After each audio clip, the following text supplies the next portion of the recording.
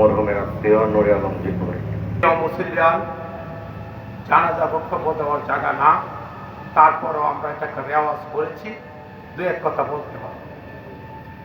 মিরাসউদ্দিন সাহেবকে আমি চিনতাম যখন আমি জয়নাল ভাইয়ের সাথে আব্দুল ভাই সাহেবের সঙ্গে যেতাম ছোট ভাই হিসাবে।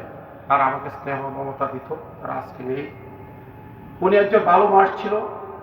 আব্দুল ভাই সাহেব ছিল একজন নরম মনের মানুষ। 1940 বছরের জীবনে আমার বাড়ি দত্তপাড়া, কোনো শুনি নাই তার নামে কোনো বিচার। এটি একটি ভালো মানুষ। আর উনি আমার আত্মীয় হলো এভাবে, আমার ভাতিজাকে বিয়ে করায় আমি মুখ খোলাতে, ওর ছোট শালীকে বিয়ে করে তার ছেলে, এই হিসাবে উনি আমার আত্মীয়। আপনারা তার জন্য দোয়া করবেন।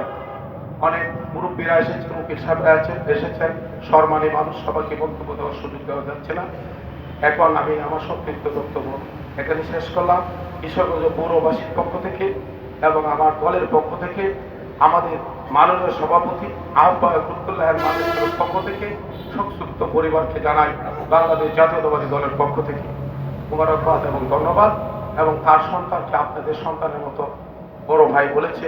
আপনারা যারা লয়ার আছেন সিনিয়র, তাকে একটু সহযোগিতা করবেন আর তার জন্য দোয়া করবেন। এই কথা বলেই আমি আমার বক্তব্য শেষ করছি।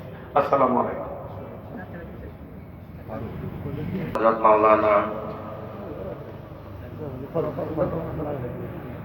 জানালা বেদের দাবাত পাকা জানাজা নামাজ পড়ার জন্য অনুরোধ করছি।